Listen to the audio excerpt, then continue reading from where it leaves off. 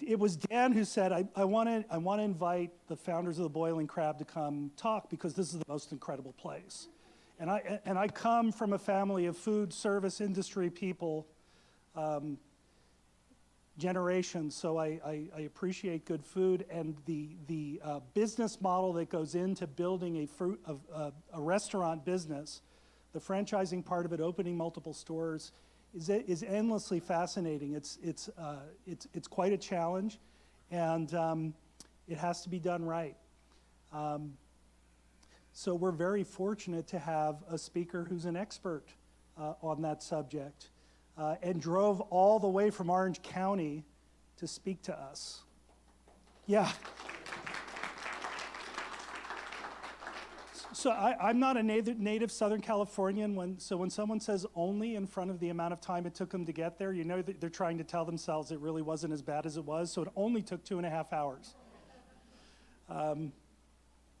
But Dada Ngo, please come up and give her another round of applause.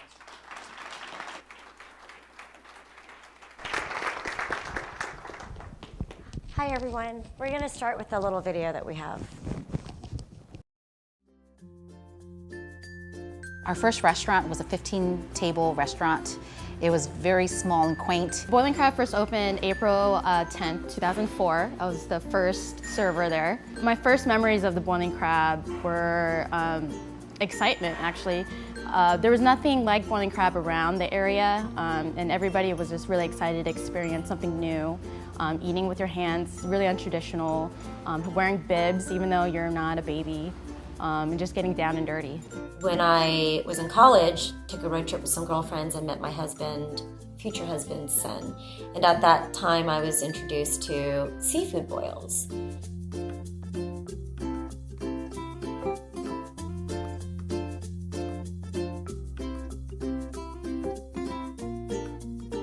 Me not being a huge fan of shrimp really fell in love with crawfish. So every time I would visit him and his family, they introduced me to these casual seafood boils that they would have in their yards. But being out on the West Coast, I remember saying I really crave crawfish. I really crave the seafood, and we had nothing like it out here. I knew what I wanted to do. I wanted to replicate and kind of emulate this backyard, laid-back type of feeling restaurant where honestly, where my friends and family who were visiting California would have a really cool place to go and just enjoy some really good fresh seafood. I think it took within 4 to 5 months that it actually started to get lines and word started to spread. I think Boiling Crab took off because everybody started talking about how fun this new concept was, and the food, how great it was and affordable, and then the service, because it was just like coming to someone's house and having a good time. I think what it comes down to is this has really just been a labor of love for us. We just love what we do. So that's kind of a really quick 2-minute version of kind of how we started. So I'll start over. So my name is Dada. So thank you all for having me. Thank you, Dan, for inviting me. I've been asked several times to speak, and I've turned every person down. So I don't even know why I said yes to Dan. I think he said his 7-year-old was a big fan, and I'm a mom of 4, so that got me. But anyway, so I'm actually originally from Kansas City. And I met my husband, as the video states, in college, my last year in college, and he was in Texas, and he was a crabber. So we dated about 10 years long distance. After college, I moved all over. I moved to Colorado, I moved to Texas, and I finally ended up in California. But every time I would meet up with him again, whether it was in Colorado or Kansas or visiting him in Texas, we always tried to do these crab boils that he had introduced me to. Being from the Midwest, I grew up with backyard barbecues. So barbecues and gravy are my favorite. I'm a meat and potatoes kind of girl. But he introduced me to these awesome crab boils. And for me, it really resonated with what I grew up with. Being, a family of immigrants, we all just congregate around food. Food is like the main, and I'm sure as all y'all understand as well, food just really brings people together. What I loved about the backyard seafood boils was very similar to what I was used to, but with seafood. And believe it or not, I like crab, but I don't love crab.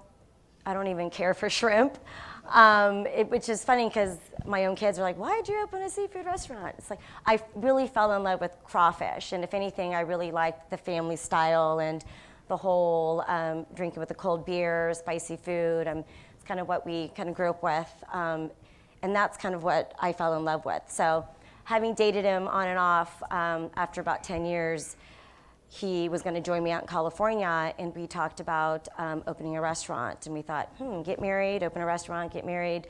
We opened a restaurant first. So we took all the money that we had saved up to get married and ended up opening the first Boiling Crab in 2004, in April of 2004, in Garden Grove. I get asked a lot, why Garden Grove? I was living at the time in Fountain Valley, which is a neighboring neighborhood, and being, Vietnamese immigrants, not being afraid to eat with your hands and peel and eat shrimp and, catch and fry your own fish type of deal. I knew that if I opened in our small Vietnamese community, that it would be less forgiving. I knew that early on, if we didn't hit the mark with recipes, I knew that we wouldn't be scrutinized for service because people aren't used to good service in that area, or back then anyway.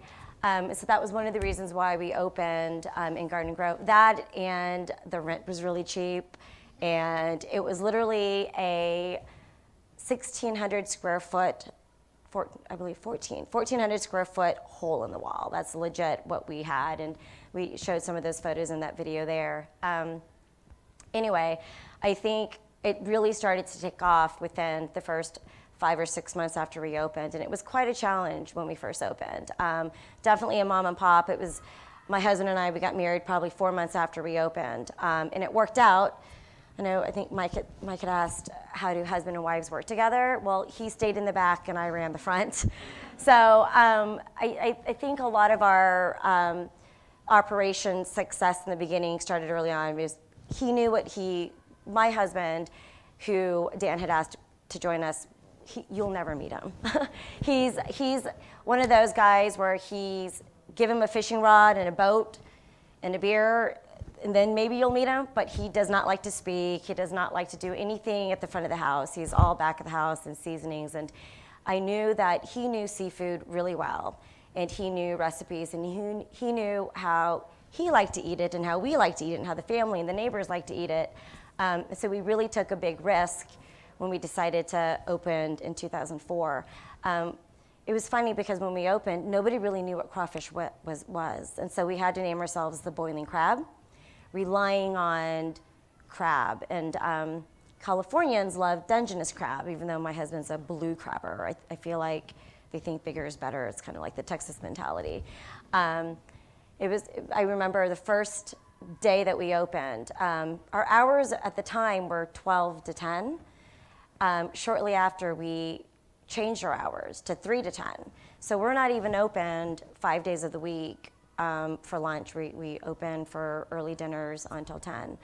And we did that to help because we were running it ourselves, to help take shipments in and help kind of rely on my cousins who are still in high school to help run it after school, to help serve tables.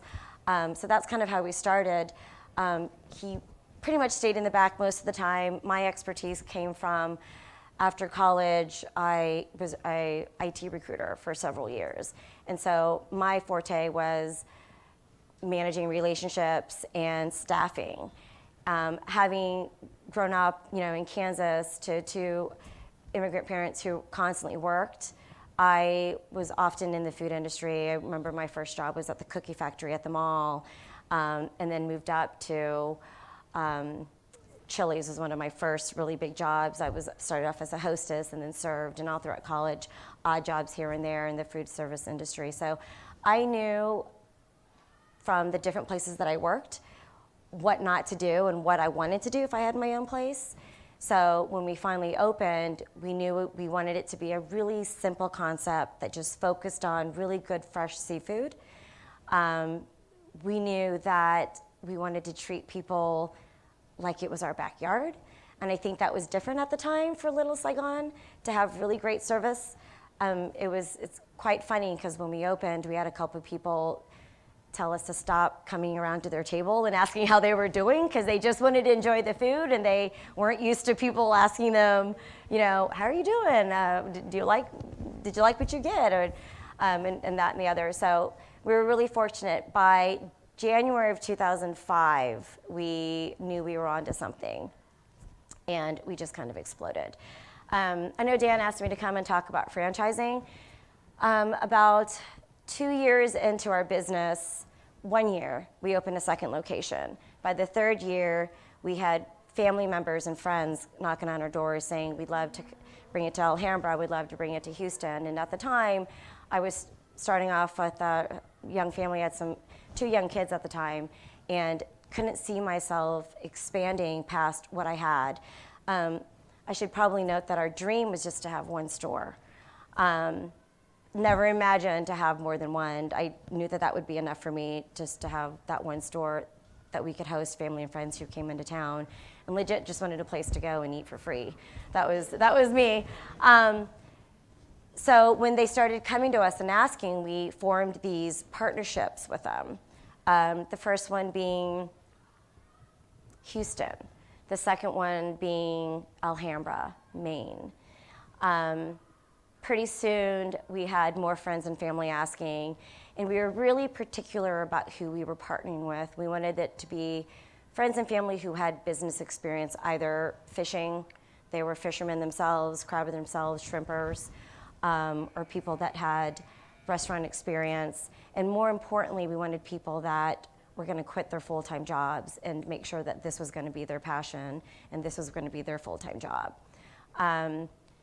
About 3 years after that, we started discussing the idea of franchising, because we knew that if you wanted to really expand your brand quickly, franchising was the way to go. Started talking to a couple attorneys and discovered that we were already an accidental franchise by the way we had set up our partnerships. So we had to start all over, get all our documents together. Took about 2 years to kind of clean everything up and re-sign all of our partners to be official franchises. That was really challenging, and it was extremely difficult to do, to get everything put in place to have this bona fide official franchise. And as soon as we hit the franchise community, we decided we were not going to franchise anymore. So today we have 22 stores, 9 franchise partners, 11 franchise stores out. The rest are now company owned. However, globally, we've decided to franchise globally, internationally. We were slated to have our first international Shanghai store open this month. That's not going to happen. That's been frozen and will be pushed back. We have our second Philippine location that's slated to open this summer, and we are currently working on Australia contracts, the Middle East contracts, and I think that might be it for international for now. We've got Canada and Mexico that we're meeting with this year as well. With that being said, we did decide to franchise internationally because we knew whatever happened, it wasn't in our backyard. We knew culturally it would be more challenging to control the brand, and so we decided to create an aerial development contract, and that's what we're doing globally. But here domestically, we are doing company-owned, and we are still slated to open about 2 stores a year. We're what you call slow and steady. Slow always kind of wins the race. It depends on who you talk to. Some people say, wow, you guys have really expanded really quickly. We're actually 15 years old, and to other people, we're really, really slow. And the reason being is we're really particular about how we run the business. This isn't something that we thought we would ever just build up and flip. This was something that I think we'd like to carry on for generations to come, as long as we can sustain it, and as long as people continue to come to our stores. So with that being said, we people laugh. You know, you say you only wanted to open one, and there's plenty of days where I'd like to kind of turn it all in and go work for Nordstrom's part-time. But at the end of the day, it's all about bringing people together for a unique dining experience. And it still surprises me when people say, wow, I had a really great meal, or to hear Dan say, my 7-year-old loves it, or to hear that we have, you know, all these loyal customers who really love coming out for the experience and, you know, for the taste. And it still surprises me that people actually like it. You know, it's one of those where I knew I liked it, I just didn't know everyone else was gonna like it. So the fact that we've expanded has been really due to demand more than us having this bigger picture of wanting to kind of take over the world and have one in every corner, which will probably never happen. So that's kind of our story. I'll go ahead and take questions, because I know that I left a couple gaps out, but I didn't know specifically what you all were coming here to kind of discover. And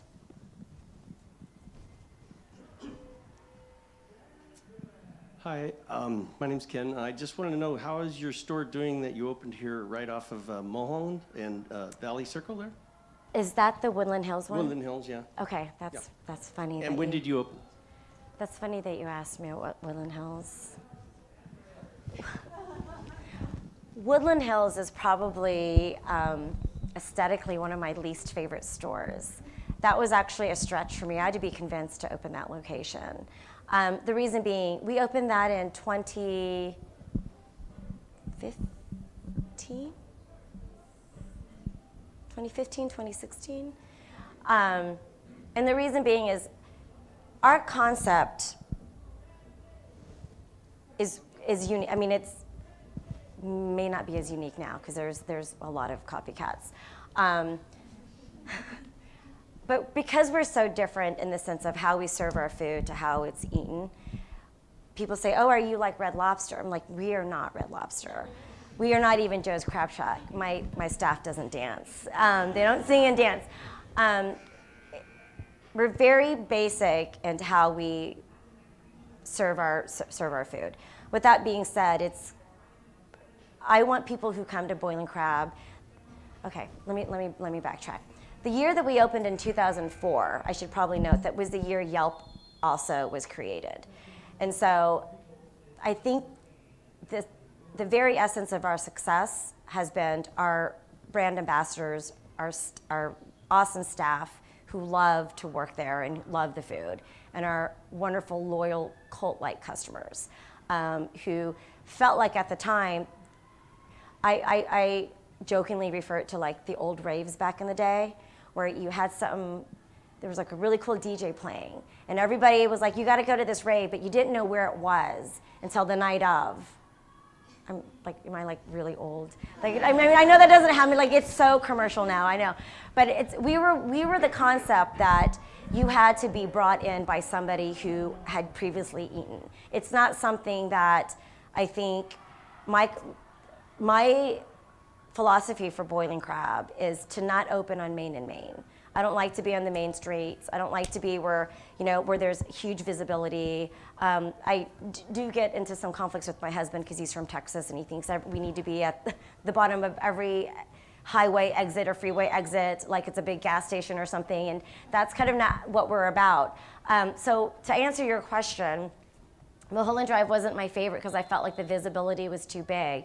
And what happened when we first opened Mulholland Drive was people who were curious were coming in expecting it to be like a Joe's Crab Shack or a Red Lobster, and they were really disappointed. It's not normal to come in and not have utensils or not have a plate. And I think that's really difficult for people to understand.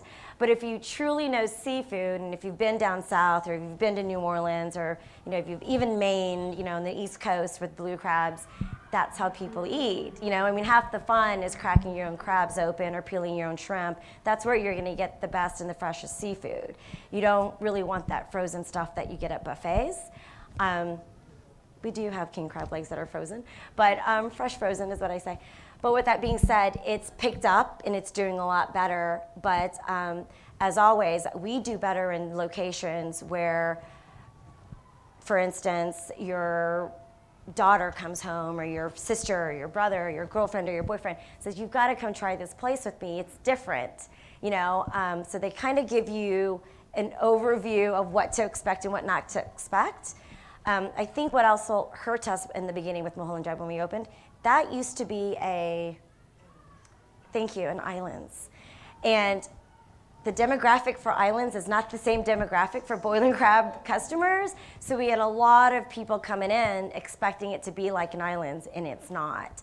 But once you get past all that, and once you sit down and hopefully try the food, you'll appreciate it for what it is. We don't claim to be an Olive Garden. We don't claim to be a Papa Do's. We don't claim to be a Joe's Crab Shop. We're the boiling crab. We're kind of in our own lane, and you either like us or you don't. And I respect those who don't.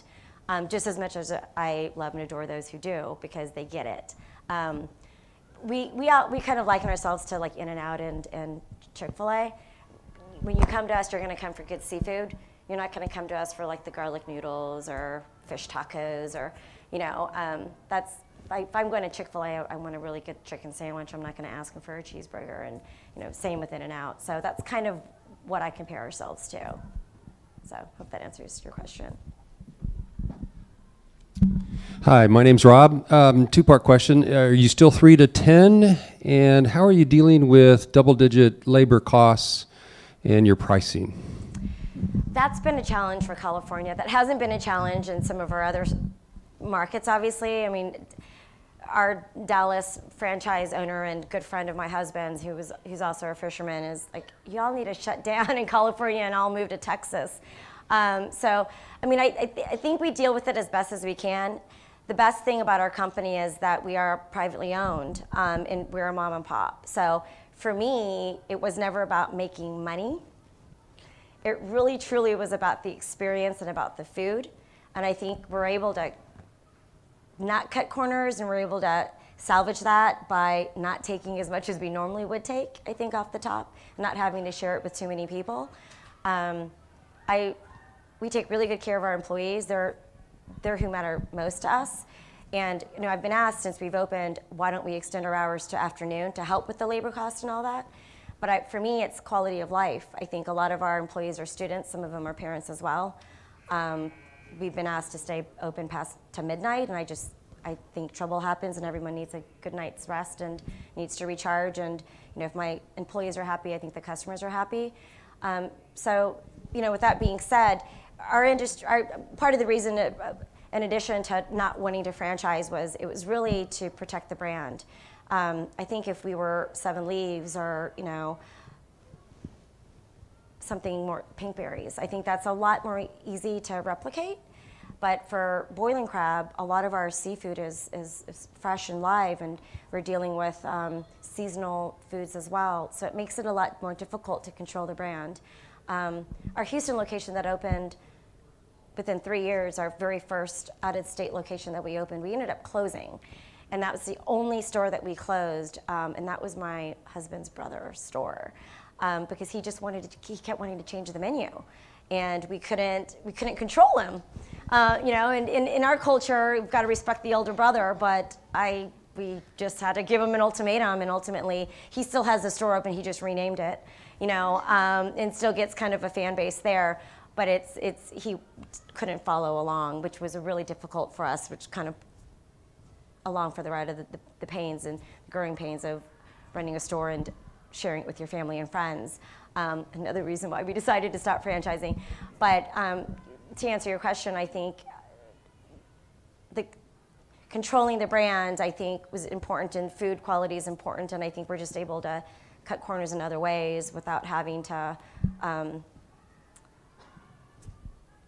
worry about numbers. I think, you know, numbers are great, numbers are good, but when you're privately owned, you've got a lot more room to play with. And for us, it's just about bringing the brand to everyone else and being able to allow people to share that experience more so than the bottom line for me.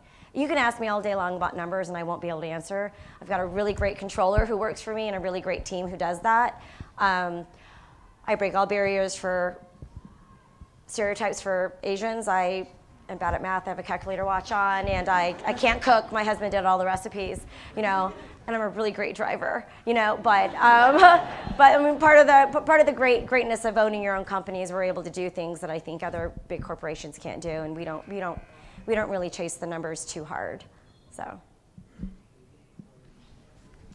Hi, my name is Bly. Congratulations. I think it's a fascinating story. One question, you mentioned the example of Woodland Hills. Yes. Going in the direction that you probably wouldn't like to go. Can you share what are the commonalities that the successful stores have? What are the secret or the recipes in there? So I should defend, Woodland Hills has quickly grown. It took a little bit of time, but I think those who know us know us. And for whatever reason, a lot of YouTube stars go to the Woodland Hills location. I don't know if it's just where they're at in LA, but I think what works for us is we've started at a 1,400 footprint. We've gone all the way up to 10,000 square footprint. We've got a South Coast location that's 10,000 square feet. Vegas is about 11,000 square feet. We knew a few years back when we started to kind of revamp and reassess everything that we wanted to go back to kind of our roots, and we found that our ideal footprint was about 4,500 square feet, which was really difficult to convince my husband, who's from Texas, because he really does think bigger is better. But coming out to the West Coast, you're not going to get ample parking spots. You're not going to get huge sites. And as we continue to grow out east, which we plan to do, we've got a Boston site that's slated to open later this year in Cambridge near Harvard Square. Just signed a DC lease for Washington, DC. And we opened Miami last year, was our first East Coast, last grand opening last year in Florida. So with that being said, the most successful are the ones I think where management is the best and where we know our demographic. We know who's going to come to us. We know who wants to come to us. We know that the people who want to come to us will seek us out. It doesn't have to be visible with the big, I call it obnoxious signage. Everyone knows. I mean, nowadays with smartphones, you don't really need all that signage. People will find a way. If you build it and they like it, they'll come. I think the most success we've had, I think our top grossing store probably is Rowland Heights. And that's 8,000 square feet. And I think that's just because of where it's located, and I think it really resonates with certain communities and ethnic groups where they are open to eating with the hands and getting down and dirty. It's now kind of become a place to see and be seen. People don't mind the waits. I don't know if I could wait 2 hours. A lot of those locations don't have those waits anymore now that we've got like no wait. I think that's helped us, being on the Yelp no wait list and things like that. But I think the perfect recipe for us has always been to be in a modest location that's somewhat up and coming, that's accessible, but it's kind of fun to be sought out. Kind of makes people crave it a little bit more, I think. But I think the true recipe for success is who you staff. I've been really fortunate that the people that you saw in the videos have been with me. Nana, Julie, who's our RD, Nana, who's one of our NSO trainers of development. They've been with me for 15 years since the day we've opened the doors. So I'm really fortunate to have those types of people who really understand the culture and can carry the culture on to each store that they open. So it's really the staff. I think Rowland Heights has been so successful because they have such a tight-knit staff, and it really resonates when customers come in. Location is great, but I think in this day and age, it's funny because I think the Food Network really shifted the way we look at the food industry. Gone are those big chains. I don't know if y'all have noticed, right? A lot of chains are going away. It's a lot of one-off chefs, a lot of hole in the walls. People are willing to drive the distance for good quality food and a unique experience. So I hope that answered your question a little bit. Yeah, but.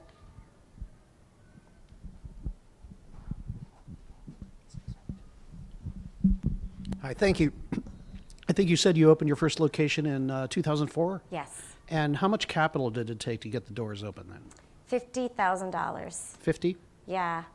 Well, about 50 to 80. By the time we opened, we were borrowing more money. And I think a lot of that initially was the beer license was difficult to get at the time. So when we opened, we didn't have a beer license. And we were able to finally finalize that about 6 to 8 months after we opened, which is probably when the line started to happen, right after we got the beer license. That was difficult, and there was a lot of money spent in that. But because it was a 1,400 square feet, hole in the wall, it was a plaza that was on the outskirts of Little Saigon. It wasn't quite in the heart of Little Saigon. We were able to kind of make do with really cheap rent and kind of do whatever. We did everything ourselves in that first store.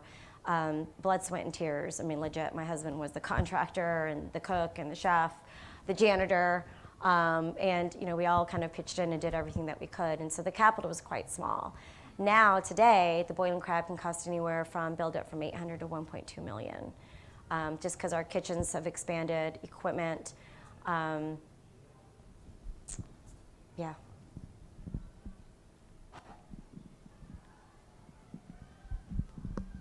Hi, my name is Kevin Tamaki. I'm an economic development deputy for LA City Council member Bob Bloomfield. And I want to congratulate you on your success. And one of the reasons I'm here is because I visited your Woodland Hills store. My boss likes to support small businesses.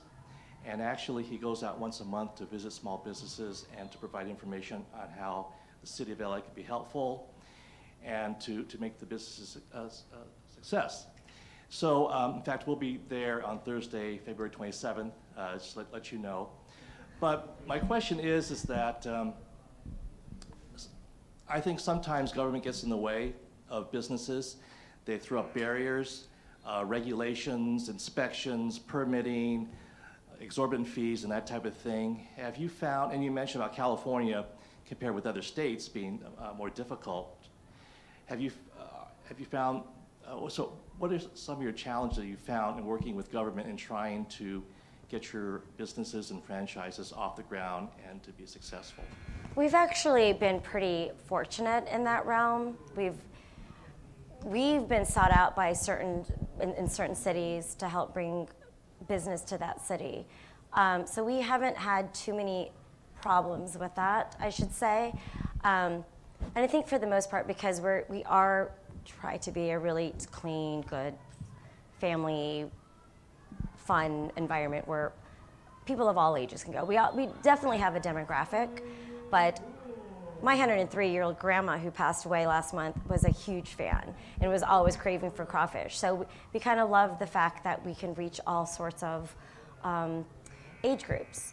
So with that being said, I think because of that, and because we really try to stay on top of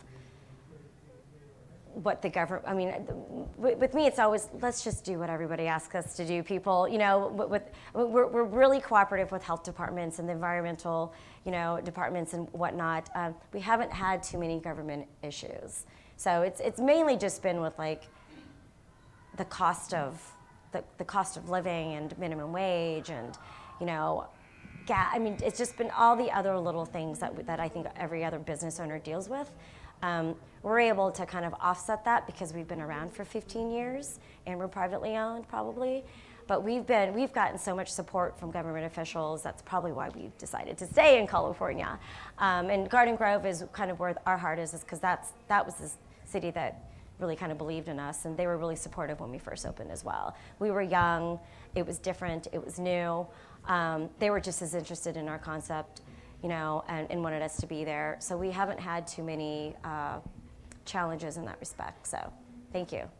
And be sure to let them know you're coming on the 26th, yeah. Yeah.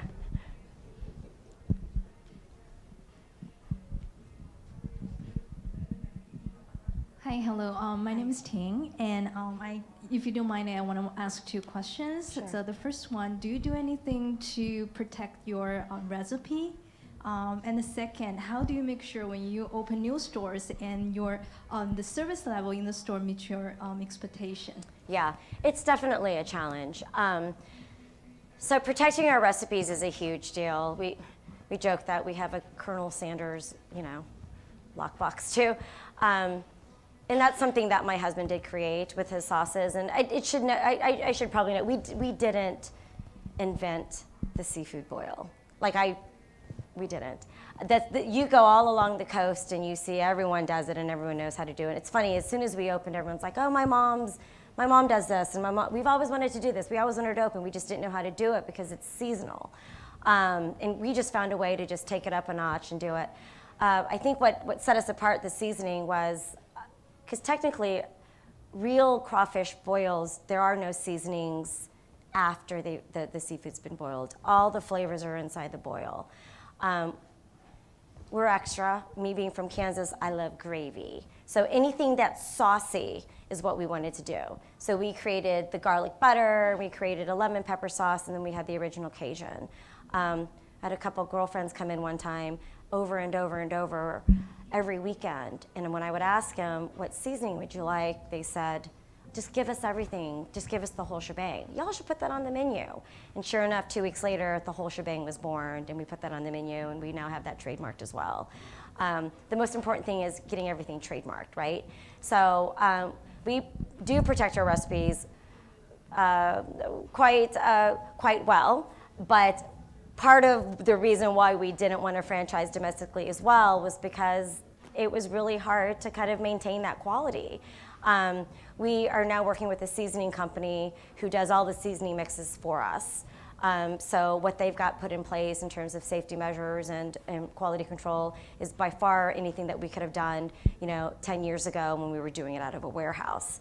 And so that's to answer that question. The recipe is kind of what sets us apart, I believe, from some of the copycats. Some of them come pretty close, but it's not quite the same. And your other question was? The service. We do, it's funny. I'm fortunate that all of our franchisees are family and friends. So they're people that I can have really serious conversations with.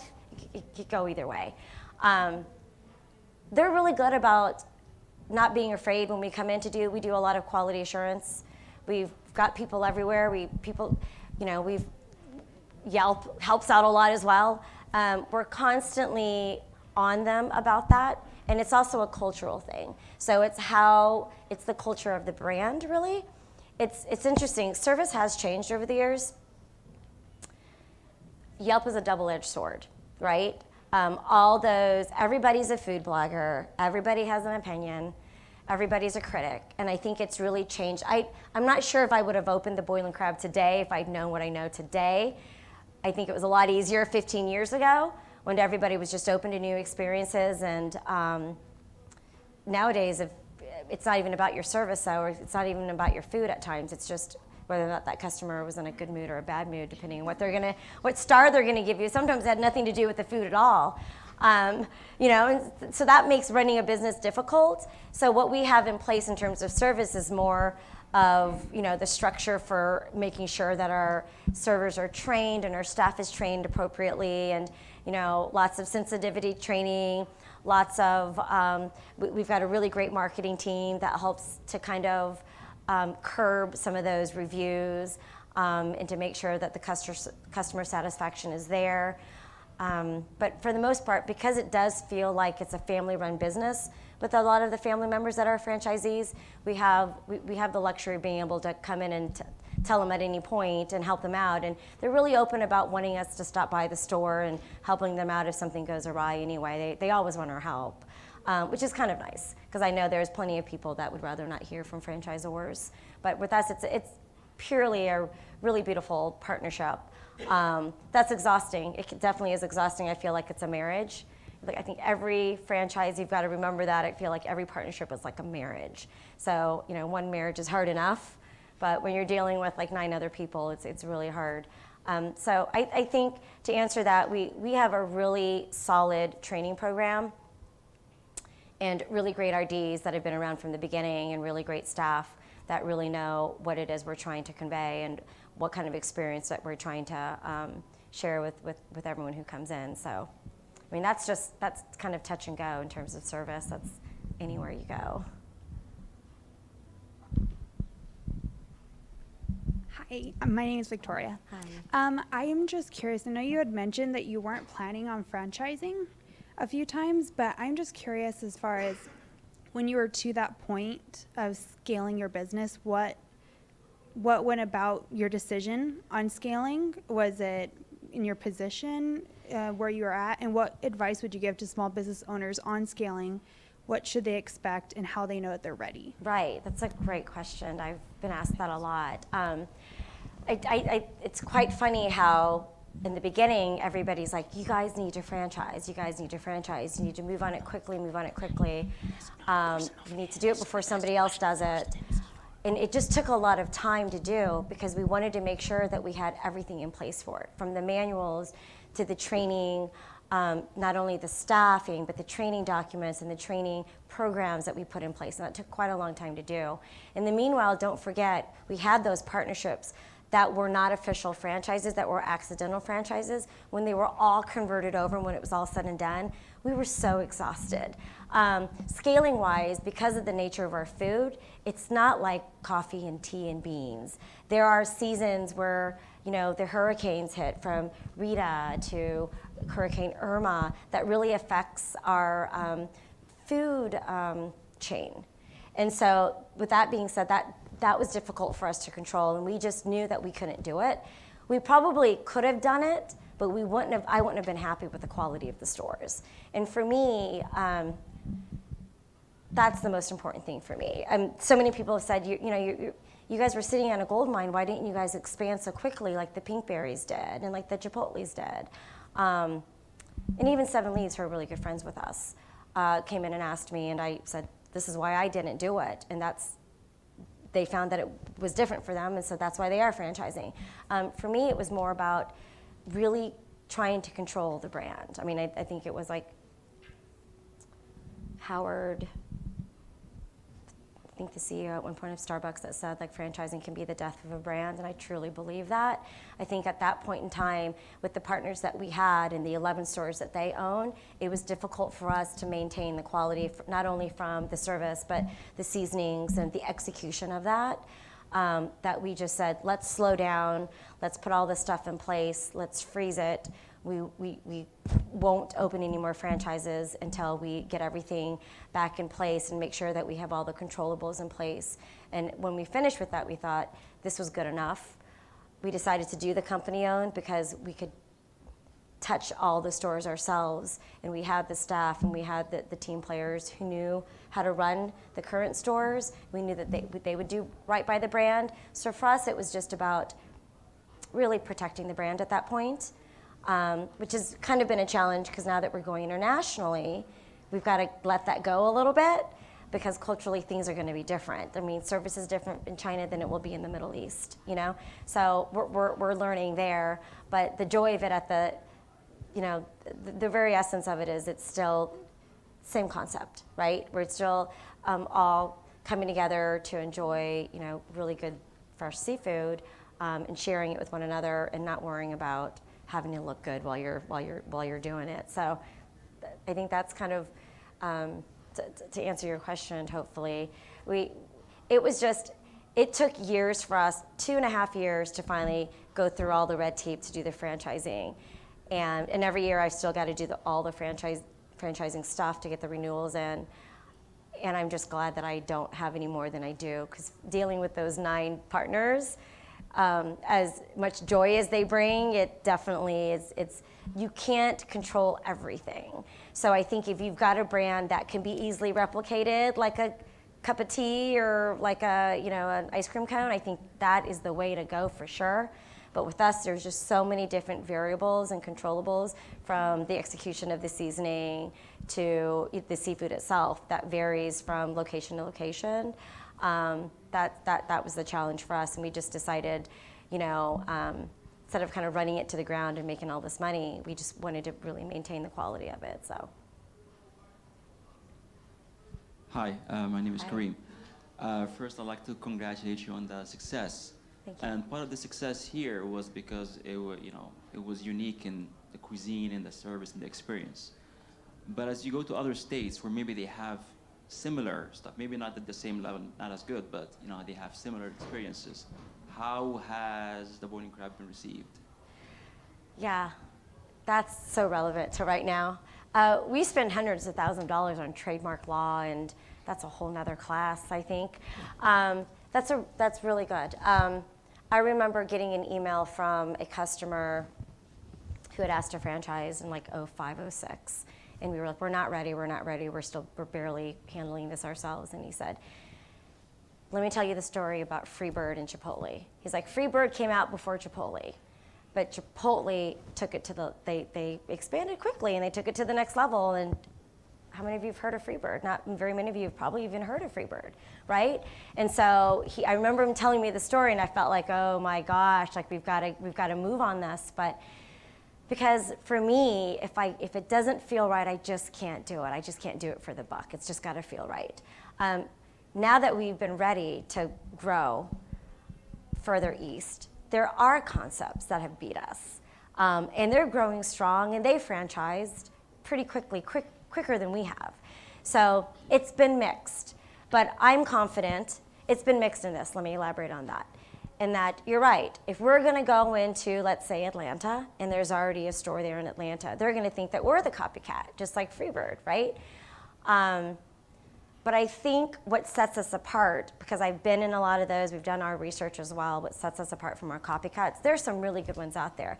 And one of the biggest things that I tell our staff, our new staff, is we don't like to badmouth any competitor. I think all competition's good. You can't have Pepsi without Coke. You can't have Burger King without McDonald's.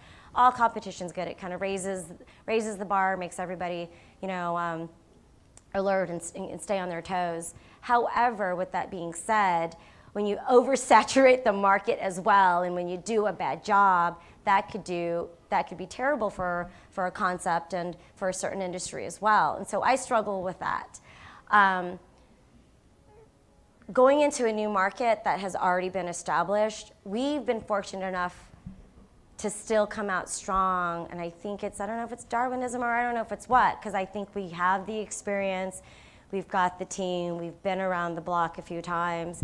I think because our focus is on the staff and our employees and it really is on the experience and not the buck, I think that's what ultimately sets us apart. So we have gone into places where there have been competitors, where there might be one store and there's like 3 competitors. And there's enough to go around for everybody. And I think some people will always say, well, I like this place because they like garlic noodles. When are you going to start doing garlic noodles, Dada? I'm like, I'll never do garlic noodles, just like I'm never going to do fried rice. It's just, I just don't like to mix the two because we like to stay in our lane and we know what we know. I think for the other competitors, they don't have a story. I think our stories, we are founded by fishermen. I don't think there's a better story than that. It wasn't something that I concocted in college. It was very organic. And I think if you have a concept or a product that you truly believe in and that you love yourself. I mean, to this day, could all go down, and as long as I still have that one store that I can go in and get a free beer and have a couple pounds of crawfish for free and not have to boil it myself in my backyard, I'll be a happy camper. But that is something that we deal with. I think trademark law helps us to kind of separate some of that. Whether it's trade dress and menus and menu items and the whole shebang sauce and stuff like that, that kind of helps keep us apart. But as we continue to expand and have to deal with the competitors and the copycats, we just have to do a better job of making our brand really clear and sincere. And I think some of those brands that are out there don't have that story. It's funny, a lot of them are really honest to say that we've inspired them, and that's why they've gone and opened their own, because we weren't ready to franchise at the time. But for the most part, I would say it's a struggle, for sure. But if you believe in your brand and you believe in the concept and you know that for each person that's going to come in, for me it's not about like Woodland Hills, we call it the Mulholland Drive. It's not about getting new customers in for me. It's about retaining the ones that know, that get it. For me, it's retention. So it's, if you're gonna love it, you're gonna grab your friend, you're gonna grab your buddy. And that to me is stronger than, hey, I'm gonna check this place out because they've got a really cool neon sign that I can see from like 2 miles away down the street. And it's right off this ramp. So that's something that we are really dealing with now, but it's something that we're really not afraid of, and we're kind of ready because we are the originals. And you know, I think if you believe in the brand and if your employees believe in the brand, I think that you can't mimic that. I think anybody can put up nautical stuff on their walls and probably boil some seafood. But if you go into some of these stores, you'll be able to find subtle differences, I think, if not the seasoning itself and the sauce itself, which, you know, may or may not be to your liking. So, but yeah, that's a really good question, and thank you. Yes. Oh, hi. I'm sorry. I'm JT. I've been to a couple of your places, and they're really nice. First question, quite selfish. Are you looking at Ventura County, Santa Barbara, to open one soon?